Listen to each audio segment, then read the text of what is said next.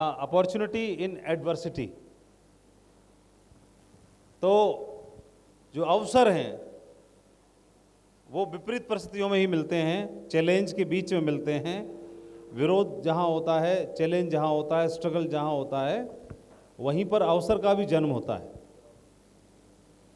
तितली का परमात्मा ने उड़ने के लिए बगीचे बगीचे में उड़ने के लिए और फूलों का रस का आनंद लेने के लिए परमात्मा ने बनाया है। लेकिन मूल स्वरूप में जब वह कैटरपिलर में होती है तब वह सिर्फ रेंग सकती है, डाली डाली पत्ती पत्ती तक रह जा सकती है। वो बगीचे में सुंदर फूलों का रस का आनंद नहीं ले सकती। लेकिन उसके अंदर गुण है उड़ने का। लेकिन उसके लिए परमात्मा ने उसके लिए एक संघर्ष का फेस डाल दिया। और संघर्ष का फेस डालने से क्या होता है, जब वो उस कोकून से बाहर निकलती है तो बहुत संघर्ष का सामना करना पड़ता है। और जब बनती है तो उड़ती है। तो जो रिवार्ड है और जो संघर्ष है वो विरोधाभास है दोनों में। लेकिन जितना बड़ा संघर्ष है उससे कई गुना ज़्यादा बड़ा उसके लिए रिवार्ड है। इतनी खूबसूरत दुनिया को देखने की हकदार बनती है। हमारे बिजनेस में या हमारे जीवन में जब भी कोई चैलेंज आता है तो आदमी अपने दिमाग से, दिल से, जहन से 72,000 नाड़ियों को काम पे लगा देता है सोचने के लिए कैसे मुझे यहाँ से बाहर निकलना है। और हमारे व्यवसाय में जब जब कोई किसी को चैलेंज आता है तो वह व्यक्ति देखेगा कि उसी में से उसके लिए अवसर भी बनते हैं, अवसर निकलते हैं। हम शुरुआत में काम करते थे और कॉमन वेन्यू पर हम लोग जाते थे। तो कॉमन वेन्यू पे क्या हुआ, पक्षपात होना शुरू हो गया। दूसरी टीम के लोग होस्ट करते थे तो हमारे लीडर्स को पक्षपात करते थे। हमारे एंकरिंग नहीं कर सकते, स्टेज पे नहीं जा सकते। तो जब तक चैलेंज नहीं आएगा ना तब तक कुछ तूफान नहीं उठेगा अंदर। फिर लेकिन समझाते रहे, अपने लीडर्स को समझाते रहे, बोले ये तो पार्ट है, ये तो क्या है, पार्ट है, समझा दिया करते थे। हमें बनानी है कि बिगाड़नी है, ऐसे करके समझा दिया करते थे। तो वहाँ से फिर खुजली मस्ती, फिर कोई उल्टा पुल्टा काम कर देता है दूसरी लीडर, तो हमारे लीडर फिर हर्ट हो जाते, फिर बात करते अरे उन्होंने से बोल दिया। फिर हम बोलते बनानी है कि बिगाड़नी है ना, पार्ट है, इग्नोर करो इग्नोर करो। फिर फंक्शन में भी होने लगा।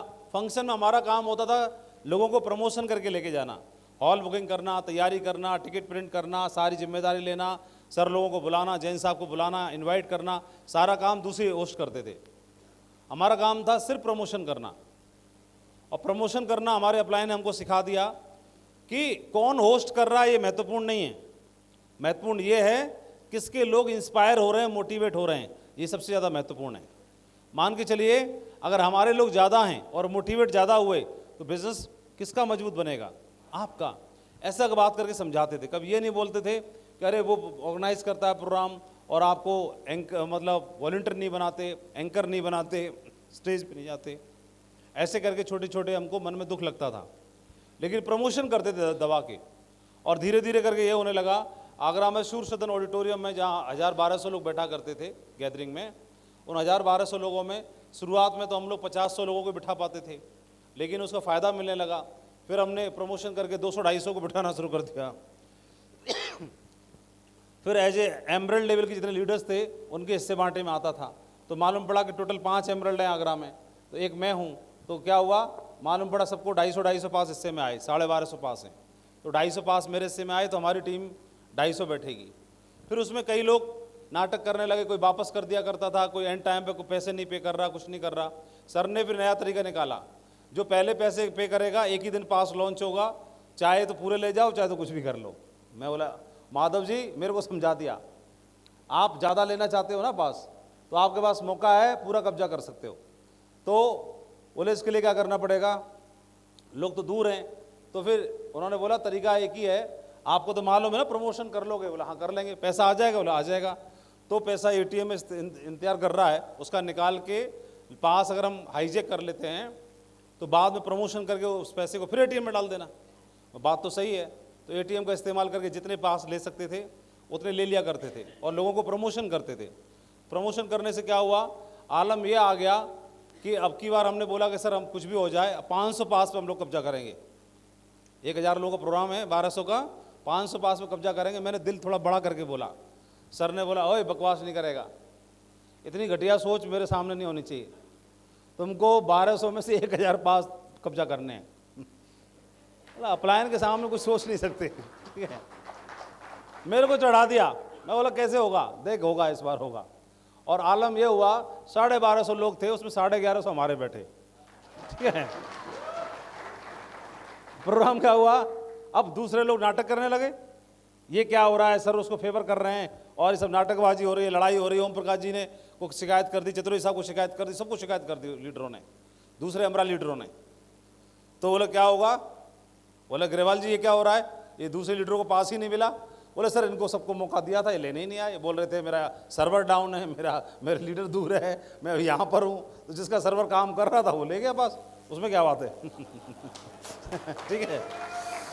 तो बोला नहीं हम आ रहे हैं, अपलायन का तो करना ही पड़ता है। अरे हम आ रहे हैं, मरी के माट जो बंदे पगले टाइप के हैं, इनको भी थोड़ा देखो, कुछ करो। बोले क्या करना है, बोले एक दिन प्रोग्राम और लॉन्च कर दो, 2 दिन हो जाएगा। बोला ठीक है।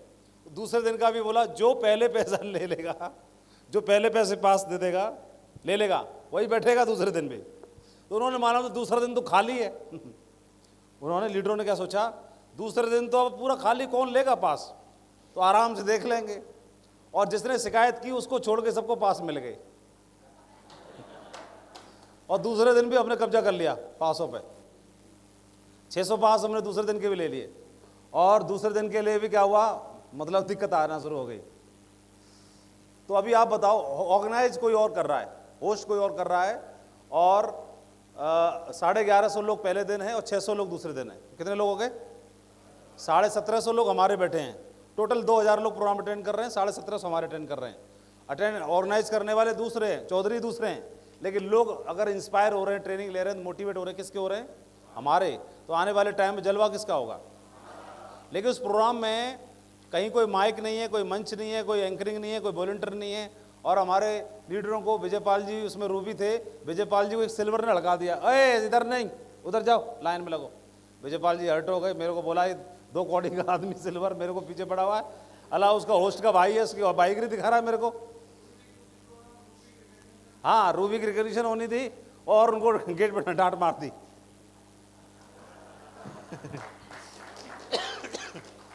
यहाँ कहाँ आ रहे हो, यहाँ कहाँ आ रहे हो, बोले यहाँ कहाँ आ रहा हूँ मैं, सीनियर लीड। अरे सीनियर रहेगा, लाइन में लगो वहाँ पे। तो पास दिखाओ, पास दिखाओ। तो उन्होंने बोला तेरा पास कहाँ है, तू अपना पास दिखा। अरे बोला हमको पास की क्या जरूरत है। तो सीधा बोले आए। वैसे विजयपाल जी का स्वभाव तो ज़्यादा शिकायत नहीं करते थे, लेकिन ज़्यादा ही हर्ट हो गए। मेरे को बोल रहे सर ये क्या होके रखा हुआ, सारे हमारे लोग हैं और कोई 2 कौड़ी की इज्जत नहीं हमारी। तो मैं बोला कोई बात नहीं, इसमें लोग किसके बैठे, बोले हमारे हैं। तो मोटिवेट किसके होंगे, बोले हमारे होंगे। तो बिजनेस किसका बनेगा, बोले हमारा ही बनेगा। तो इनको मजदूरी करने दो हालों को। कर रहे हैं तो करने दो। बोला हमको वॉलंटियर कार्ड नहीं मिला। अरे भाड़ में जाए नहीं वॉलंटियर करी, सीट पे आराम से फरमाएंगे, टांग पे टांग रख के बैठेंगे। हाँ खामा को खड़े रहना पड़ेगा, कुछ मिलेगा नहीं, क्या जरूरत है। बोला हाँ ये बात भी बढ़िया है। फिर बोले नहीं फिर भी हमारी टीम देखेगी कि हम तो मंच पे ही नहीं है। मैं अगर रिकग्निशन होगी तो आप मंच पे जाओगे कि नहीं जाओगे। बोला हाँ। तो फिर तो और कितना क्या करेंगे मंच का। बोले नहीं नहीं मैं तो आपकी कह रहा हूँ, आप भी नहीं हो मंच पे। अरे मैंने कि VIP लोग तो नीचे ही बैठते हैं यार, बाकी क्या है। ऐसे करके समझाना समझूने करने लगे। बोले आप ना इग्नोर कर रहे हो, लेकिन बात तो है ये बंदे ना हमको पीछे पड़े रहते हैं और ये चीज़ सही नहीं है। मैं कोई बात नहीं, वक्त का इंतजार करते हैं, वक्त आएगा सब सही हो जाएगा। अभी हमने क्या करना है, बनानी है, बिगाड़नी नहीं है ना। फिर वेन्यू पर भी डिस्टर्ब करने लगे, सारी चीज़ें होने लगी। तो फिर एक दिन तो घड़ा भरेगा कि नहीं भरेगा, फूटेगा कि नहीं फूटेगा, है तो घड़ा फूटेगा। तो अब 2 डायमंड की रिकग्निशन होनी है जयपुर में, और सर का आदेश हम टालते नहीं थे। सर ने बोला माधव जी अभी आप भी डायमंड हो रहे हो अगले 1-1.5 महीने में, तो अभी आपको क्या करना है, अपने टाइगरों के साथ में प्रोग्राम बढ़िया ऑर्गेनाइज करना है, तो आप जयपुर आ जाओ प्रोग्राम अटेंड करने के लिए। तो हमें मालूम है कि वहाँ पे घनघोर बेइज्जती होगी, दूसरी टीम के बंदे वो ऐसी नाटक करते हैं तो वहाँ भी नाटक करेंगे। तो मैं जाना तो नहीं चाह रहा था, लेकिन सर का आदेश है। मैं 4-5 टाइगर को पकड़ा, एक इनोवा बुक की और आगरा से भर के चल दी जयपुर। उस दूसरी टीम के लीडरों ने देख लिया ये आ गए, सबसे पहले काना फूसी करे, गेट में 2-3 बंदे तैनात कर दिए कहीं घुस ना जाए हॉल में, एक्स्ट्रा सिक्योरिटी बढ़ा दी कि घुस नहीं जाएं, इनसे पास चेक करवाओ, पास लो, ऐसे फ्री में नहीं घुसेंगे। जबकि वो भी डायमंड है और हम भी डायमंड हैं। अब ये इनकी रिकग्निशन आज हो रही है, हमारी अगले महीने होनी है, मतलब इनकी नवंबर में हो रही है और हमारी दिसंबर में होनी है। तो उनको ये मालूम नहीं था, लेकिन हम अपने 7-8 लोगों का पैसा ग्रेवाल सर को पहले जमा कर चुके थे पास का। तो वहाँ पर एमराल्ड एंड को सम्मानित किया गया फ्लावर वगैरह दे करके, सबकी सीट आगे रहती है ना, आगे थी। तो हमारे लीडर जितने भी गए थे बोलने लगे सर हमको सीट नहीं मिलेगी। मैं कहा जहाँ मिले बैठते हैं, तो पीछे जाके बैठे सबसे लास्ट में। तो बुके सम्मान किया जा रहा था, तो जानबूझ के नाम नहीं लिया गया। तो फिर बंदे हमारे फिर भड़क गए, बोले सर यहाँ बेइज्जती कराने के लिए ले आए थे। मैंने कहा हाँ, कुछ लगा? बोले बहुत लगा, इसी के लिए आए थे, चलो अब।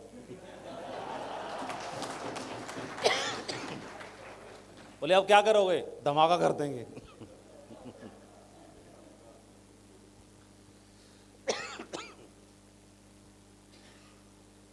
फिर तो भरे बैठे थे।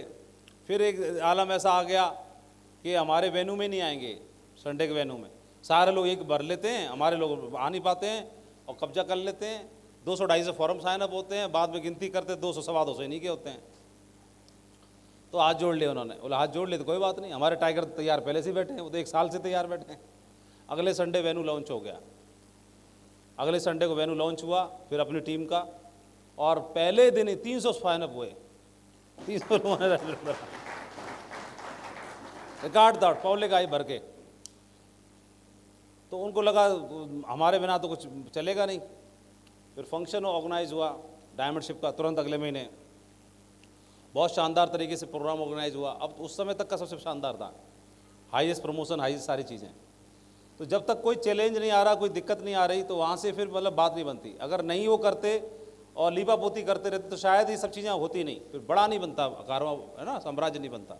तो कभी दिक्कतें आती हैं तो हमारे भले के लिए होती हैं। शुरुआत में हमें ज़रूर लगता है कि दिक्कत है, और बड़ा साम्राज्य बन गया। जसवीर जी वहाँ पर जोधपुर में जाया करते थे, तो इनको डिस्टर्ब करते रहते थे, आए दिन टोकते रहते थे। जोधपुर में वेन्यू वही लोग चलाते थे, जसवीर जी लेके जाते थे, साइन अप करते थे, सब काम करते थे, लेकिन वो डिस्टर्ब करते रहते थे, कुछ ना कुछ डिस्टर्ब करते रहते थे। ये मेरे को फ़ोन करके बोलते, गुरु जी हमने इतने फॉर्म भरवाए इनके, इतना फंड सपोर्ट किया इनको, और ये भी हमको डिस्टर्ब करते रहते हैं, सपोर्ट नहीं करते। तो बोला कोई बात नहीं, हमें बनानी है, बिगाड़नी नहीं है, ये जो कर रहे हैं उनको अपना काम करने दो, हम अपना काम करते हैं। अरे मैंने इनको कितने फॉर्म भरवा दिए। तो बोला फॉर्म भरवा दिए, लेकिन आपकी टीम कितनी बन गई? बोले टीम तो बहुत बन गई। तो फायदे में कौन है? बोले फायदे में तो हम ही हैं। जिसकी टीम ज़्यादा है ना, जिसकी टीम बनी वो फायदे में, या जिसने फॉर्म भरेगा वो फायदे में? सीधी सी बात है। तो आने वाले टाइम में ऐसा हुआ, उन्होंने हाथ ही जोड़ लिया, इनकी टीम बढ़ गई। बोला पहले 2 आते थे, फिर 20 आने लगे, अभी 100 भरने लगा, इसको बंद करो, तभी इसका काम बंद होगा। अगले संडे से वेन्यू लॉन्च हो गया टाइगर का। तो वहां पर तो सारे बंदे जसवीर जी के होते थे। थोड़ा आप भी बताओ।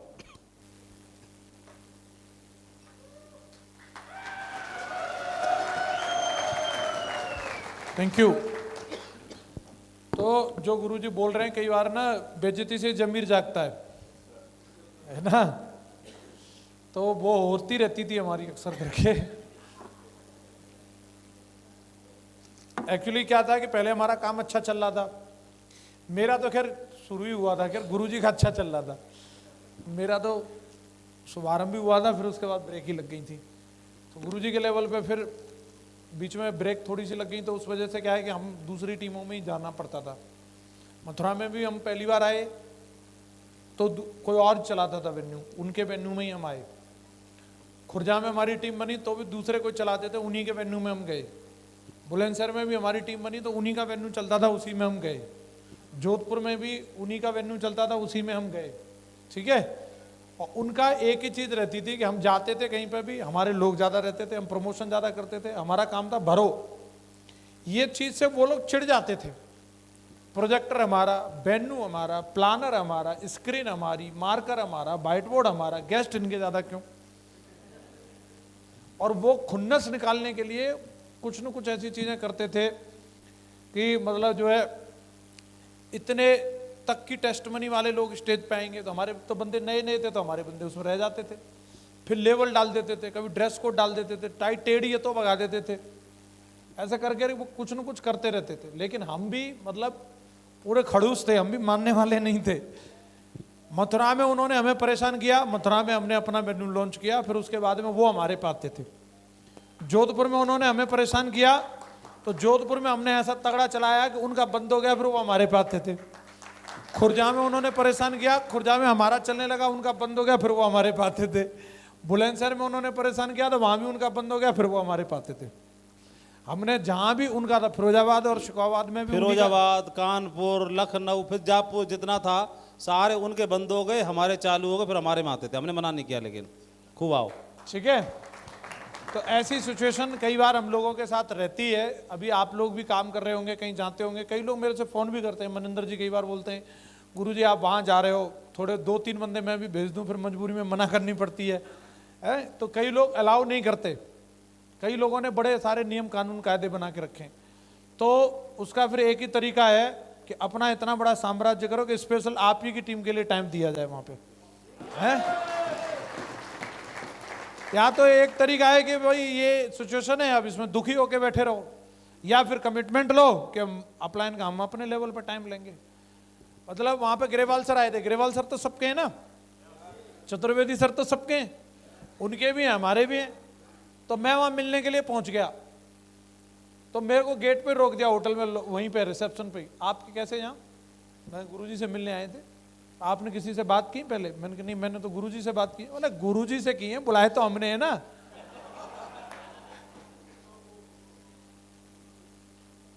होटल मैपल में गुरुजी रुके हुए थे, करीबन मैं 3 घंटा तक वहां बैठाए रखा उन्होंने। मैंने कहा मैं तो मिल के जाऊंगा चाहे कुछ भी हो जाए। फिर मैं गुरुजी को फोन किया, फाइनली मैंने कहा गुरुजी मैं आया। गुरुजी नहीं फोन किया, वो आए नहीं टाइगर तुम। मैंने आया हूँ, आने नहीं दे रहे, कहाँ है। मैंने ऐसे ऐसे लॉबी में, तो फिर उन्होंने बोला तब अलाउ किया। ये सिचुएशन रहती थी। और मैं गुरुजी को बताता, गुरुजी कभी हम पे दया नहीं करते थे। खास बात ये थी, गुरुजी दया नहीं करते थे। गुरुजी कहते थे दमदार बनो ना, अगली बार तुम खुद बुलाना। मैं ठीक है गुरुजी, दमदार बनते हैं। तो शुरू शुरू में ऐसे हालत रहती है, जब छोटी टीम रहती है, बेकदरी होती है, सब चीज़ें रहती हैं। अटल जी को भी जब 2 सांसद बैठे थे तो उनकी भी बेइज्जती हुई थी, नहीं हुई थी? और फिर क्या हुआ, उन्होंने क्या सीन क्रिएट किया, पूरा भगवा ही भगवा कर दिया चारों तरफ। तो ऐसा आप भी हैं, ऐसा कुछ इरादा बनाते हैं? जिन जिन शहरों में चल रही है अपनी टीम, वहां रॉयल ड्रीमर्स टीम का झंडा बुलंद रहना चाहिए, बाकी सब पे ताला लगवा दो। यस या नो? यही कमिटमेंट लेके काम करना है, बाकी पीछे से बैकअप देने के लिए हमें कोई दिक्कत नहीं। बहुत बढ़िया। देखिए, चैलेंजेस के बावजूद भी आदमी कितना बड़ा मकाम हासिल करता है। एक और उदाहरण देखते हैं। एक व्यक्ति थे जिनकी पत्नी का और बेटी का रोड एक्सीडेंट में निधन हो गया, जब वह क्रिसमस ट्री खरीदने के लिए जा रही थी बाजार में। रोड एक्सीडेंट हुआ, बेटी और पत्नी दोनों रोड एक्सीडेंट में ख़त्म हो गई। एक बेटा जो था उनका, वो उसको ब्रेन कैंसर हो गया। दूसरा बेटा था वो कोकीन का, ड्रग्स का एडिक्ट हो गया, जिसकी वजह से उसको यूएस नेवी में था, वहाँ से उसे बहिष्कृत कर दिया गया, निकाल दिया गया। और खुद स्वयं के चेहरे पर, आधे चेहरे पे मसल्स पैरालिसिस हो गया, आधा चेहरा पैरालिसिस हो गया। और इस तरह के जीवन में तमाम चीज़ें उनके जीवन में हुई। उसके बावजूद भी, despite the negative life situation, this man, और इस आदमी ने इन सब के बावजूद भी धैर्य रखा, टूटे नहीं, और 78 साल की उम्र में जाकर के दुनिया में सबसे सशक्त, सबसे मजबूत राष्ट्र के राष्ट्रपति के पद से नवाजे गए। Joe Biden.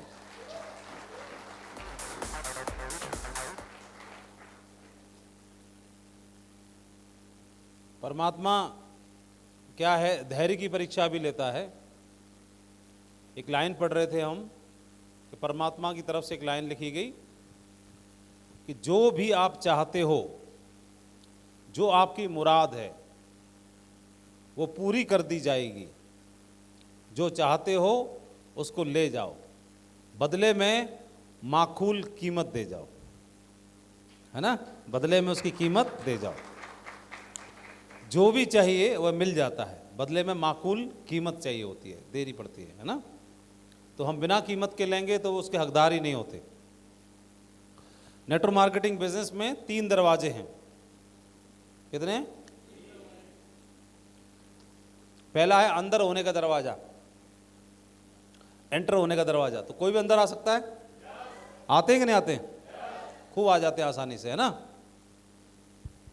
तो पहला दरवाजा अंदर होने का। दूसरा दरवाजा जहां से आए वहीं वापस चले जाओ, तुरंत आते हैं रफ्तार से और वापस चले जाते हैं। और तीसरा दरवाजा है इसी में रुक के काम करके अपनी मंजिल को हासिल करने का दरवाजा, है ना, अपने ड्रीम्स को हासिल करने का दरवाजा। उस दरवाजे से निकल के हम जाते हैं। 3 तरह के दरवाजे हैं और इसी में काम करके कुछ लोग आते हैं, वापस चले जाते हैं। कुछ लोग नहीं, ज़्यादा संख्या इन्हीं की होती है, वापस जाने वालों की।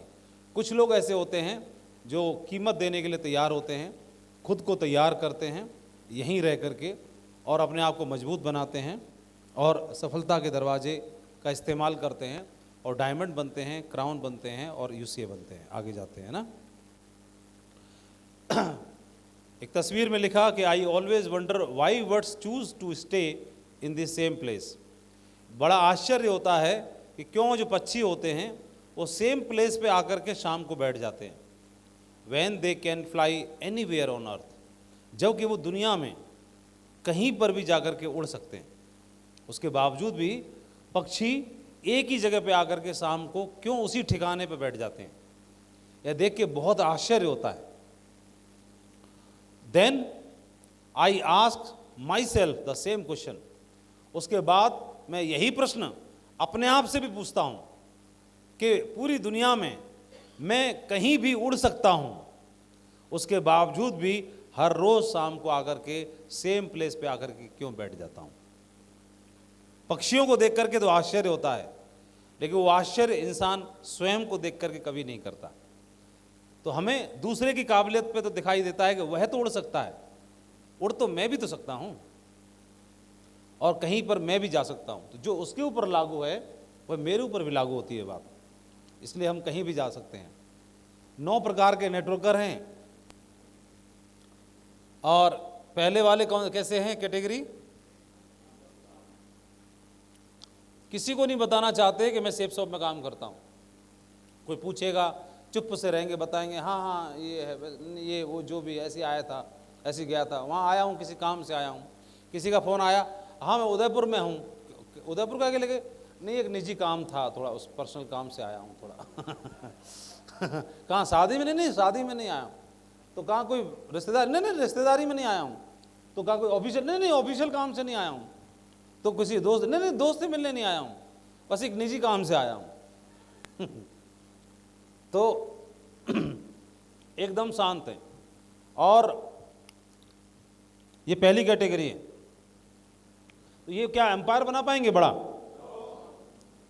दूसरी कैटेगरी शंका करने वाला, वो उसको शंका करनी हर चीज पे, कंपनी पे, प्लान पे,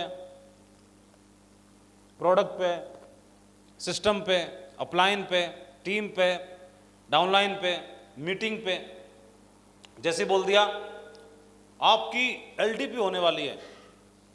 एलडीपी होने वाली है? एलडीपी में क्या होगा? क्या होगा? हाँ नहीं, एलडीपी में क्या होगा पहले तो ये पूछेगा। ऐसी कौन सी ट्रेनिंग बच गई जो अभी रह गई है हमको लेना? और ऐसा कौन पृथ्वी पर पैदा हो गया जो हमको ट्रेनिंग और दे? दूसरी बात। तीसरी बात, एलडीपी करने के पीछे ध्येय क्या है, मकसद क्या है?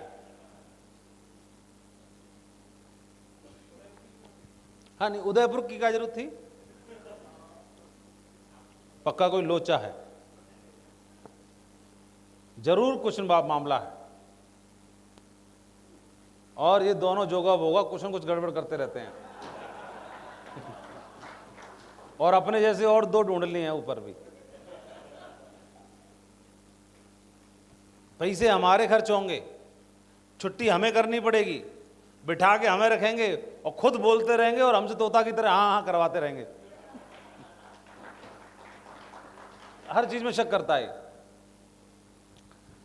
ये दूसरी कैटेगरी है। तो इसका फिर कैसे मामला बनेगा? बहुत मुश्किल है। तीसरा वाला है टालने वाला।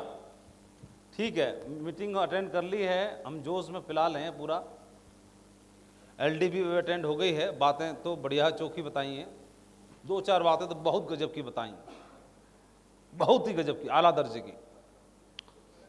अब देखते हैं, अब बनाते हैं, मूड बनाते हैं, अभी देखते हैं, अभी फिलहाल बिजी हैं,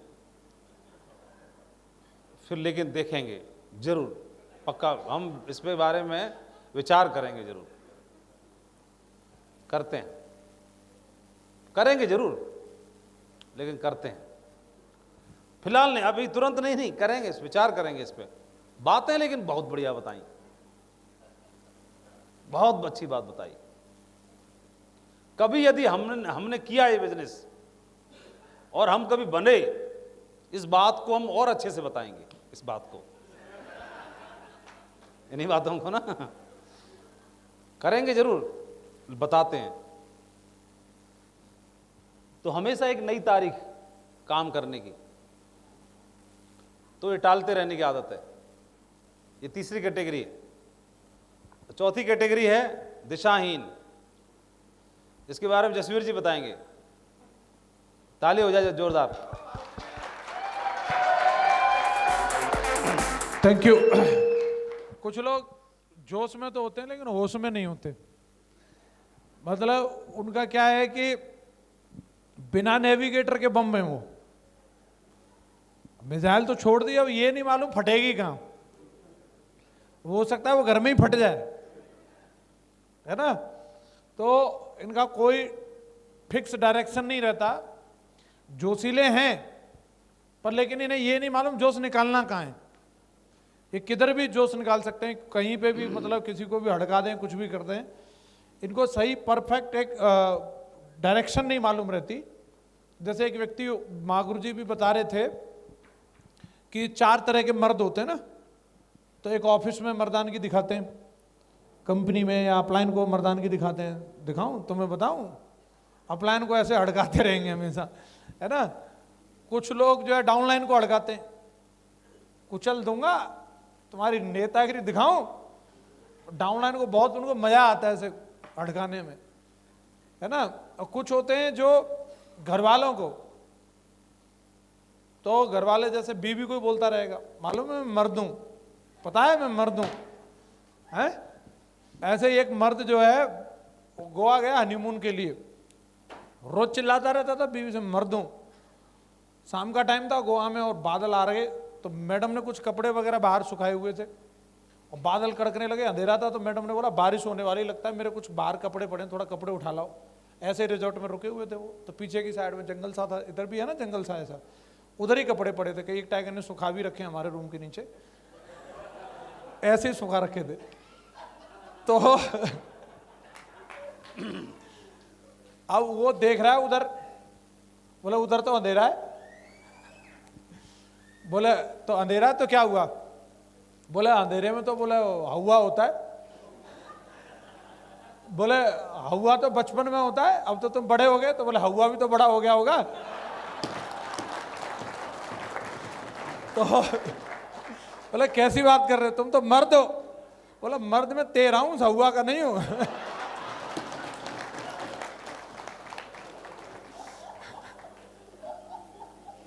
तो कई सिर्फ इतने ही मर्द रहते हैं। और चौथी कैटेगरी वाले होते हैं जो फील्ड के मर्द होते हैं। हेलो, तो पावर तो दिखानी है लेकिन सही दिशा में दिखानी है भाई। हाँ जी, दिशाहीन वाले एक 5 सेकंड की और कहानी सुना देता हूं। एक बार ना ऐसे एक चतुर सिंह वो दिल्ली उतरा, बैठे रहिए गुरु जी, अब बस 5 सेकंड में खत्म हो रही है। नहीं नहीं 9 तक पूरे करने हैं आप। नहीं नहीं गुरु जी, मतलब मुझे ध्यान आ गई दिशा वाली बात पे। तो दिल्ली उतरा, वो बहुत माइंडेड आदमी था। उसको उसने एक पता दिखाया एक ऑटो वाले को, भाई इधर से एड्रेस पे जाना है। तो ऑटो वाले ने बोला कि भाई 300 रुपये लगे। 300 तो बहुत ज्यादा है भाई, ये मेरे को तो बगल में ही बताया था। बोले नहीं नहीं इससे कम नहीं लगेंगे। बहुत चतुर था, बोले साला मेरे को ऐसे समझ रहा होगा दिल्ली में आया हूँ तो मैं लूट जाऊंगा, मैं लूटूंगा नहीं, 300 तो मैं नहीं दूंगा। और लेके अपना झोला चल दिया और 2 किलोमीटर पैदल चल लिया। फिर देखता वही ऑटो वाला आ रहा है, आ गया घंटा में। आया ऑटो वाला, आके बराबर में रुका। तो उसने पूछा ऑटो वाले ने, हाँ साहब चलोगे? बोले हाँ बिल्कुल चलेंगे, हमने तो तेरे से पहले ही बोली थी। बोले ठीक है बैठो, अब बता अब कितने लेगा पैसा? तो ऑटो वाला बोला 500। अरे पागल हो गया है, 2 किलोमीटर तो मैं पैदल चल के आ गया। चल के तो आ गए, पर आप उल्टी दिशा में चल के आ गए हो।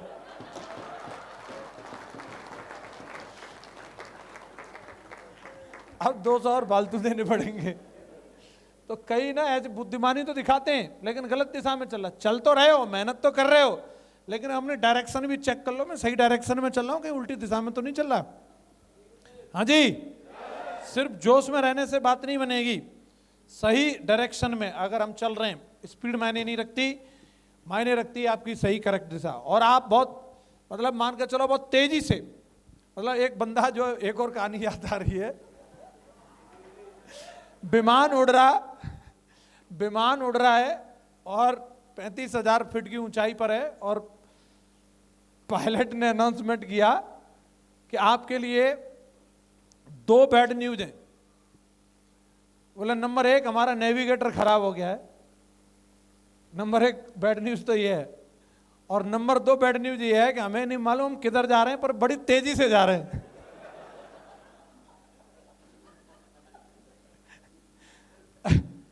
नेविगेटर खराब है तो ये तो मालूम है ही नहीं, तो मतलब लेकिन जा रहे हैं पर बहुत तेजी से जा रहे हैं। तो कईयों का यही है, उनका नेविगेटर भी खराब है, मालूम है नहीं, चाहे वो उल्टे ही जा रहे हैं पर बहुत तेजी से जा रहे हैं वो। तो भैया नेविगेटर सही रखना है। और सही नेविगेटर कौन सा है? जिधर आपके सक्सेसफुल और एक्टिव अपलाइन खड़े हैं, उनकी दिशा में अगर आप खड़े हो, समझ लो आपकी बिल्कुल करेक्ट दिशा है, बिल्कुल सही दिशा में खड़े हो आप। और अगर आप सक्सेसफुल एक्टिव अपलाइन से अलग जाकर के कोई चवन्नी गैंग, अठन्नी गैंग बना करके खड़े हो, आपकी डायरेक्शन बिल्कुल गलत है। आप कितने भी जोश में हो, स्पीड कितनी भी हो, लेकिन उतनी तरफ से कहीं लाहौर में न घुस जाओ, कहीं वहां जाके बम न फट जाए, तुम्हारे ऊपर ध्यान रखना। आगे माँ गुरु जी कंटिन्यू करेंगे। अच्छा गुरु जी, 5वीं कैटेगरी जो रहती है, रातों रात सफलता पाने की चाह रखने वाले। ये सफलता के सभी उसूलों को बकवास मानते हैं, सिस्टम का विरोध करते हैं। इनको अगर बोलो एलडीपी करनी, क्या होगा एलडीपी से? इनको बोलो दिशा में जाना, क्या होगा दिशा से?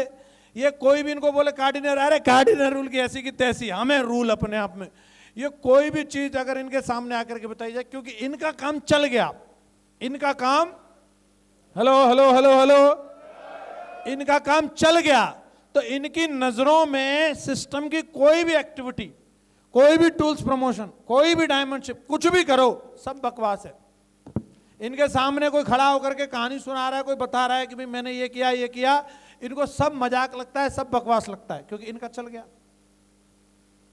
हाँ जी, तो ऐसे भी कई लोग रहते हैं, लेकिन ये क्या है, एक बार तो इनका बिल्ड हो सकता है, पर लेकिन जैसे ही इनका फूले फूले में चल रहा था, फिर एक बार अगर कभी, क्योंकि इन्होंने सेल्फ डेवलपमेंट के ऊपर काम किया नहीं रहता, और जैसे ही एक ब्रेक आता है, उसी में बिल्कुल एकदम आपा खो देते हैं, फ्रस्ट्रेट हो जाएंगे, क्योंकि इन्होंने जिंदगी में ना वो उतार चढ़ाव देखे नहीं और इनको आदत नहीं है।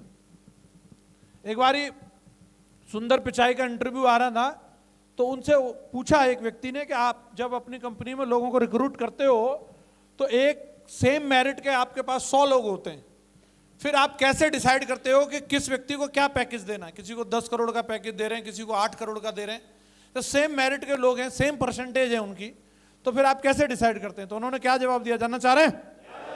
अरे जानना चाह रहे हैं? क्योंकि कई बार हमारे मन में ये सबके रहता है कि सेम लेवल वाले लोग हैं, सेम टीम साइज वाले लोग हैं, फिर एक का चेक ज्यादा क्यों, एक का चेक कम क्यों, ये मन में सबके रहता है कि नहीं रहता। तो सुंदर पिचाई ने क्या जवाब दिया, उन्होंने बोला हम इंटरव्यू लेते हैं और इंटरव्यू के टाइम पे हम उस व्यक्ति से एक सवाल पूछते हैं, आपकी जिंदगी में सबसे टफ टाइम कौन सा रहा और उस टफ टाइम को आपने किस तरीके से हैंडल किया। जो उस व्यक्ति का जवाब होता है उसके आधार पर हम उसका पैकेज डिसाइड करते हैं। हेलो, समझ आया कि नहीं आया आपको। आपकी जिंदगी में जो सबसे टफ टाइम आया, आप अपनी जिंदगी का जो मुश्किल समय आया उसको आपने किस तरीके से हैंडल किया, आपने उसके साथ किस तरीके से आपने सिचुएशन से आप बाहर आए। जब भी अगर आर्मी के अंदर भी किसी को जनरल बनाया जाता है तो जनरल बनने की क्वालिफिकेशन में बहुत सारे लोग होते हैं जो बहुत सारी दाल पी के एक सेम कैटेगरी में, लेकिन हर किसी को जनरल नहीं बना दिया जाता। क्यों सर तुमरा जी, क्या देखा जाता है, कौन कौन से ये ऑपरेशंस पर रहे और उन ऑपरेशंस को इन्होंने किस तरीके से सक्सेसफुली हैंडल किया। और पता चले कोई ऐसे देसी जाटराम को बहुत कम ही बनाया जाता है कि बना दिया हो, गुस्से में आ गया, साला तान दो, पाकिस्तान में गोला दाग दो। तो सिर्फ गोला दागने वाले ही नहीं चाहिए एक बनाए बीके सिंह जी, बहुत बवाल हुआ उनके चक्कर में ठीक है, बहुत सोच समझ के बनाया जाता है, बंदे को बहुत देखना पड़ता है। तो ये चीज देखने की समझने की होती है। आपकी जिंदगी में सफलता के उसूल जो होते हैं वो बहुत ज्यादा मायने रखते हैं। आपका जो टफ टाइम होता है वो बहुत ज्यादा मायने रखता है और उससे आप किस तरीके से हैंडल कर रहे हो। कई लोग उसी टफ टाइम में इस तरीके की कुछ हरकतें कर बैठते हैं, इस तरीके के नाटक कर बैठते हैं, इस तरीके के डिसीजन ले लेते हैं कि पूरी जिंदगी पछताना पड़ता है। हाँ जी, तो ये ध्यान रखना, हमें अपन को इस कैटेगरी में नहीं रहना। छठवीं जो कैटेगरी जो होती है, ये साइलेंस पार्टनर की तरह रहते हैं, शांति से लगे रहने वाले। इनकी जो कैटेगरी रहेगी, ये ऐसे फाड़ दूंगा, उखाड़ दूंगा, साला छत को तोड़ दूं, ऐसे नहीं डायलॉग मारते। और ये ऐसे कुछ बोलेगा नहीं लेकिन करेगा जरूर। हेलो, ये बिल्कुल एकदम ऐसे जैसे नवाजुद्दीन सिद्दीकी की तरह चुपचाप मर्डर करके आ जाए और मैंने नहीं किया साहब, बिल्कुल एकदम शांत खड़ा रहे। इसकी शक्ल से आप पहचान नहीं सकते। जैसे हमारे सोमा शंकर जी टाइप के जो लोग रहते हैं, कभी आपने उनको ऐसे नहीं सुना होगा फाड़ देंगे साला कोई है, पर लेकिन सबसे टॉप काम करता है वो टाइगर।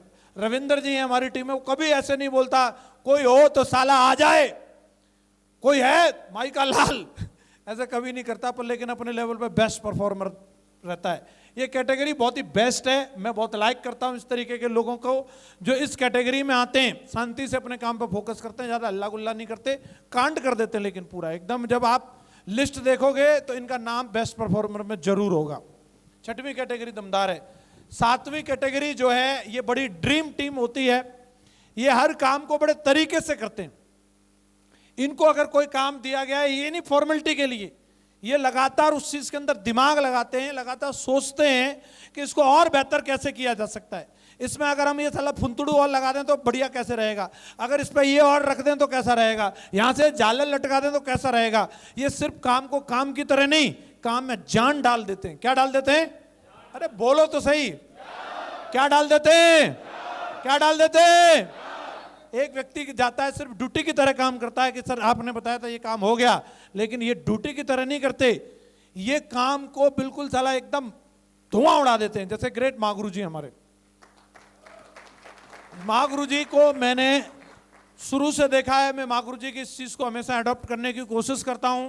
गुरु जी के माध्यम से कोई भी इवेंट हुआ, कोई भी मीटिंग हुई, कोई भी प्रोग्राम हुआ, सिर्फ गुरुजी ने उसको ऐसे नहीं लिया कि ठीक है ऐसे ही कर दो, कभी नहीं, आज तक नहीं। कोई भी चीज को कैजुअल नहीं लेते। गुरुजी ने कोई भी डायमंड शिप का प्रोग्राम किया, कुछ भी चीजों को किया कि भाई इसके लिए माला लाओ, ये माला को कोई चलन नहीं था, कोई जानता नहीं था कि डायमंड को ये माला पहनाई जा सकती है, ये मुकुट पहनाया जा सकता है। आपको डायमंड की रिकॉग्निशन देखते हो सबसे ज्यादा क्या चीज अपील करती है कि मुझे डायमंड बनना है? वो सम्मान ही तो करता है, और वो सम्मान का श्रेय ग्रेट महागुरु जी को जाता है। महागुरु जी के बाद ही शुरू हुआ वो, तो इससे पहले नहीं था। तो चाहते तो ऐसे ही कर सकते थे चीजों को।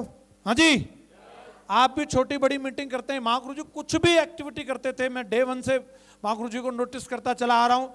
महागुरु जी अगर कोई छोटी मान लो काउंसलिंग भी अगर की है तो उसको भी मतलब बड़े तरीके से होता था। तो काम कुछ भी करो, लेकिन उसमें क्या डालना है? क्या डालना है? जान डाल देनी है। बिल्कुल लगना चाहिए यार ये काम जगवीर ने किया है, दिख रहा है मामला इसमें ना, बंदे ने मेहनत करी है।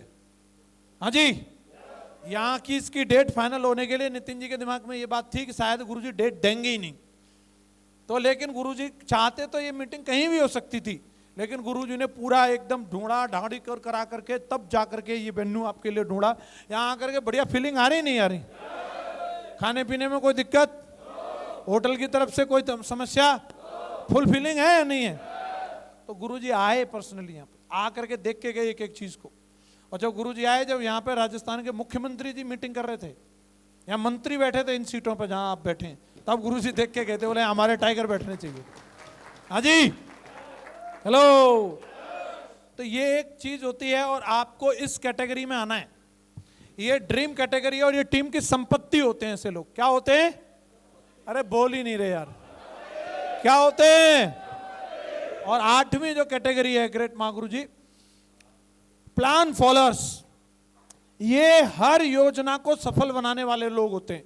आप इनको सिर्फ प्लानिंग दो, आप इनको बताओ कि ये कर ले, साला उस मिशन को ऐसा अजीत डोभाल टाइप के आदमी होते हैं कि चाहे इनको कुछ भी करना पड़े, कितने अज्ञातवास में चले जाएं, धर्म बदलना पड़े, दाढ़ी बढ़ानी पड़े, कुछ भी कर लेंगे ये। हेलो हेलो, आप बोलो महाराज चले जा, बंबई चले जा, लंदन चले जा, कहीं चले जा, ये मिशन पर रह के काम करने वाले बाबा जी टाइप के लोग रहते हैं, एकदम जिहादी टाइप के बंदे होते हैं। ये ऐसे लोग रहते हैं कि आप कैसा ही प्लान ले आओ, 1:2 का ले आओ, 1:1 वाला ले आओ, रिटेल वाला ले आओ, 7 लाख की कैपिंग वाला ले आओ, 15 लाख वाला ले आओ, इनका चेक तगड़ा रहना ही रहना है। ये उसका फायदा उठाना जानते हैं, चाहे साला प्लान कोई भी हो। ग्रेट महागुरु जी नरसिंह अग्रवाल सर की तरह बोला, चेक तो भैया सबसे तगड़ा मैं ही बनाऊंगा, तुम ले आओ प्लान कोई भी। हेलो, अरे बोल ही नहीं रहे टाइगर। ये हर चीज का मजा, इस टाइप के लोग हैं, ये जनरेटर पे भी डांस कर सकते हैं, इनको डीजे नहीं चाहिए। हाँ जी, ये हर योजना को सफल बनाने वाले, ये नहीं सोचते यार ये क्या है, क्या है, बोले जैसा है। ये कबाड़ से महल बनाना जानते हैं। और इस तरीके की लीडरशिप अगर अपन अपने अंदर डेवलप कर लेते हैं तो समझ लो कि हम बहुत मतलब हाई लेवल पर पहुंच गए। कोई भी प्लानिंग दी जाए, प्लान ने बोला और वो सफल। और 9वीं जो कैटेगरी होती है, हर हाल में लक्ष्य तक पहुंचने वाले पॉजिटिव ड्रीमर होते हैं। सिचुएशन कैसी भी हो, परिस्थिति कैसी भी हो, हालात कैसे भी हो, लोग मर रहे हैं, जा रहे हैं, भाग रहे हैं, लेकिन ये फिर भी उस सिचुएशन के बावजूद भी बोलते हैं। जैसे सचिन तेंदुलकर, नाक में से खून बह रहा है, बर्फ लगाई जा रही है, डॉक्टर बोल रहा है इसको भर्ती कराना पड़ेगा, वो गिरा पड़ा है, लेकिन फिर भी खड़ा हो रहा है बल्ला लेकर के और बोलता है मैं खेलेगा, मैं। ये परिस्थिति नहीं देखते, ये हर हाल में, हाल कैसा भी हो। 2006 में सुनामी आई, ये कंपनी वो कंपनी, ये लीडर भागा, वो लीडर भागा, ये डायरेक्टर बन गया, वो डायरेक्टर बन गया। और उस सिचुएशन में भी ग्रेट महागुरु जी कह रहे साला हम इतिहास बनाएंगे, हम इतिहास बनाएंगे। हेलो, ये महात्मा गांधी जी टाइप के लोग होते हैं। इसको फांसी चढ़ाया, उसको गोली से उड़ा दिया, इधर अंग्रेज बम फोड़ रहे हैं और ये उसी टाइम पे सत्याग्रह करते, साला हम तुम्हें भगा के छोड़ेंगे। हाल कैसा भी हो, परिस्थिति कैसी भी हो, चाहे कुछ भी चल रहा हो, चाहे साला सुनामी क्यों ना आ रही हो, लेकिन ये वो लोग होते हैं जो आने वाले टाइम में इंडस्ट्री की पहचान बनते हैं। जो जिस सेक्टर में होते हैं उस सेक्टर को इनके नाम से जाना जाता है। ये वो लीडर होते हैं, सबसे हाईएस्ट क्वालिटी वाले लोग। और हमारे जीवन का ये मकसद होना चाहिए, हमारा फाइनल एम होना चाहिए, साला कुछ भी हो जाए मरने से पहले इस कैटेगरी में पहुंचना है। हर हाल में और हर काल में एक ही इरादा कि मैं मिशन को सफल बना के रहूंगा, मिशन को सफल बना के रहूंगा, मिशन को सफल बना के रहूंगा। एक ही मकसद, साला टॉप पे नहीं गया तो मेरा नाम नहीं, टॉप पे जाना है। परिस्थिति कैसी भी हो, लेकिन कहां जाना है, कहां जाना है, कहां जाना है, कहां जाना है, टॉप पे जाना, बस परिस्थितियां मायने नहीं रखती, इसकी जान जा सकती है। भगत सिंह है। क्या है ये भगत सिंह है। वो आजादी तुम्हें 47 में मिली, लेकिन भगत सिंह के ख्यालों में हर पल हर क्षण थी वो यहां थी, यहां। बोले मैं यहां से फील करता हूं और मैं तो आजाद हूं, तुम साला मेरे को क्या सलाखों में डालोगे, मैं आजाद हूं। यस या नो? ये वही लोग हैं, परिस्थिति के हिसाब से नहीं, इनको सफल होना है, ये लक्ष्य तक पहुंचते हैं। They are dreamer. ये चीजें नहीं है इस दुनिया में, जिन चीजों का अस्तित्व नहीं है, ये उन चीजों को क्रिएट करते हैं। हेलो, बैठ जाओ। ये वो लोग हैं जो कि आइंस्टाइन की तरह काम करते हैं, एडिसन की तरह काम करते हैं, ये चीजों को अस्तित्व में लेकर के आते हैं। आम आदमी को लगता है ये तो हो ही नहीं सकता, इससे तो पहले कभी हुआ ही नहीं, लेकिन ये ड्रीमर है, ये कर देते। और हमें इसी कैटेगरी में जाना, हमारी जिंदगी का फाइनल ये मकसद होना चाहिए, साला जो अब तक नहीं हुआ वही तो करके दिखाना, तब तो मेरा नाम है, तब तो लोग मुझे जानेंगे। और अगर तो जो होता चला रहा था अगर वही हुआ तो फिर मेरे को कौन पूछेगा। कितने लोग बोलते हैं अभी जिंदगी का 9वीं कैटेगरी में आने का मकसद रहेगा। रेडी हैं? और कैसे इस कैटेगरी तक पहुंच सकते हैं, ग्रेट मां गुरुजी से जानते हैं। जोरदार तालियां ग्रेट मां गुरुजी के लिए। बहुत बढ़िया।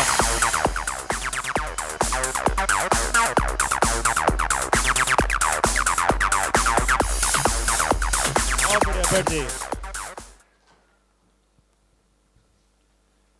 तो आपने देखा 9 कैटेगरी को आपने जाना है कि एक व्यक्ति के बारे में, और ये व्यक्ति विशेष के बारे में देख करके, उसके कामों को देख करके पता चल जाता है, उसके कमिटमेंट को देख के पता चल जाता है, उसकी काम करने की शैली को देख के पता चल जाता है। इसीलिए 9वीं कैटेगरी को आपने देखा, 7वीं को देखा, 8वीं को देखा, और एक बात समझ में आती है कि हर हाल में अभी क्या करना है, बाउंड्रीज में रह के काम नहीं करना, बाउंड्रीज को तोड़ देना है। अभी बाउंड्रीज के पार जाके काम करना है, बाउंड्रीज को तोड़ के काम करना है। जो बाउंड्रीज बना रखी है हमने कि पता नहीं हो पाएगा कि नहीं हो पाएगा। पहले बाउंड्री ये थी 10 साल में डायमंड बनेगा, बाद में 9 की आ गई, 8 की आ गई, 7 की आ गई, 6 की आ गई, 5 की आ गई, और यहां तक आ गया कि लोगों ने 2-2 साल में डायमंड बन के दिखाया। तो बाउंड्रीज को तोड़ा जा सकता है। लोगों ने बोला कि चेक तो बन ही नहीं सकता, चेक बन नहीं सकता, 2 लाख का कभी बन ही नहीं सकता। 2 लाख का चेक टाइगर ने सबसे पहले बना के दिखा दिया। डायमंड बनते ही और मंच पे सम्मानित करने के लिए बुलाया गया, तो एंकर जो पहले से सो कॉल्ड गुरुजी थे वो बोलने लगे। जब सम्मान करने के लिए बुलाया गया जसवीर जी को कैपिंग का चेक के लिए, तो माइक देते हैं 1 मिनट बोलने के लिए, तो इनको माइक के लिए 2 लोग थे, तो एक को दिया गया तो इनको भी मिलेगा। तो माइक ले रहे थे, तो एंकर बोल रहा है इतना बड़ा ना हैगा उसे तो माइक मिलेगा, चल भाग। कान में आके बोला, तो इतना जल बुन रहा था बेचारे का, तो बना नहीं।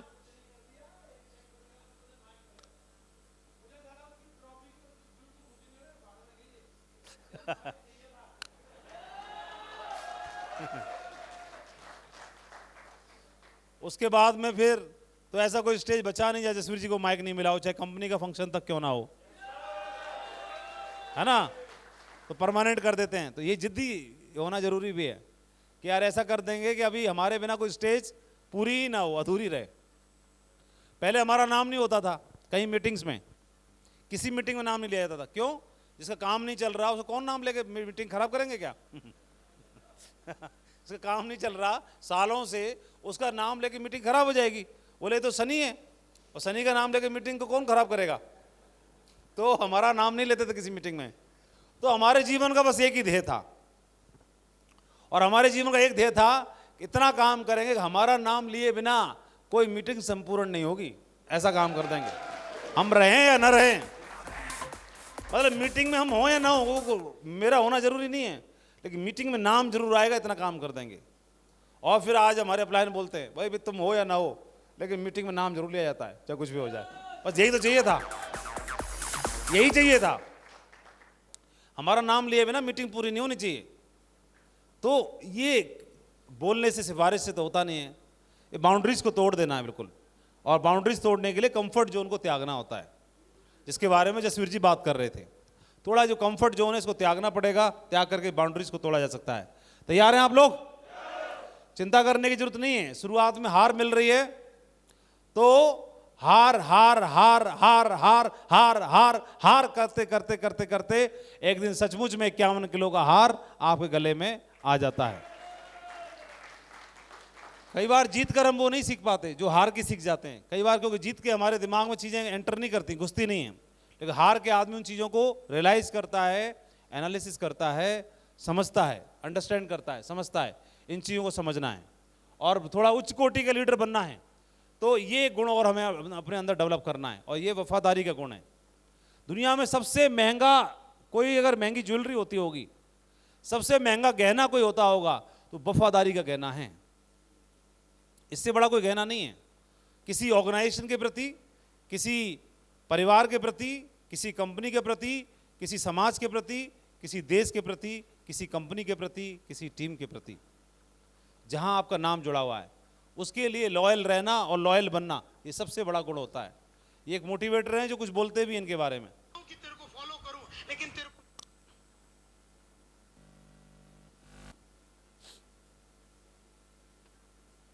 को फॉलो करूं लेकिन तेरे को देखता हूं ना, बोलने की, मोटिवेटर की, ट्रेनर की। लेकिन हाँ, ये बात जरूरी है कि हम संघर्ष में जाकर के और किसी लालच को देख करके आदमी अगर शिफ्ट करता है तो बहुत बड़ा ऑर्गेनाइजेशन क्रिएट नहीं कर सकता है। तो लॉयल रह करके आप बहुत बड़ा एम्पायर बना सकते हैं। ये बहुत सारी चीज़ें बहुत बड़े लोगों से हमें सीखने के लिए मिलती हैं। और बहुत सारे ऐसे लोग होते हैं जो शिफ्ट करने के पीछे कोई बहुत बड़ा कारण नहीं होता। लेकिन जैसे कोई व्यक्ति डॉक्टर बनना चाहता है और डॉक्टर बनने के लिए नीट का एग्ज़ाम अगर पास नहीं कर पा रहा तो अगले साल वो मूड चेंज कर लेता है, बोले डॉक्टरी का एग्ज़ाम तो पास हुआ नहीं, एक काम करता हूँ इंजीनियरिंग का ट्राई करता हूँ इस बार किसका, बीटेक के लिए ट्राई करता हूँ, आईआईटी के लिए ट्राई करता हूँ। उसमें भी ना हुआ तो सोचता है चलो अब एक बार एक काम करता हूँ, आईएएस पीसीएस के लिए ट्राई करता हूँ फिर। तो ऐसे कैसे बात बनेगी? जहाँ भी आदमी ने प्रयास किया उस प्रयास में एक बार असफल हो सकता है, दूसरी बार भी हो सकता है। कई लोग तो 10-10 साल तक असफल हुए। हम तो उदाहरण सुनते हैं एडिसन का, आइंस्टाइन का, कितने लोग उदाहरण सुनते हैं, कितनी बार वो लोग असफल हुए, उसके बावजूद भी उन्होंने प्रयास किया, अंत तक छोड़ा नहीं। हमारे बिजनेस में भी हम बहुत सारे लोगों को देख रहे हैं जिन्होंने असफलता का मुंह देखा है लेकिन उसके बाद सफलता का मुंह भी देखा उन्होंने, और लेकिन सक्सेस इतनी बड़ी कि पूरे भारत में लोग मुंह में मतलब आंख मतलब उंगली दबा रहे हैं दांतों तले।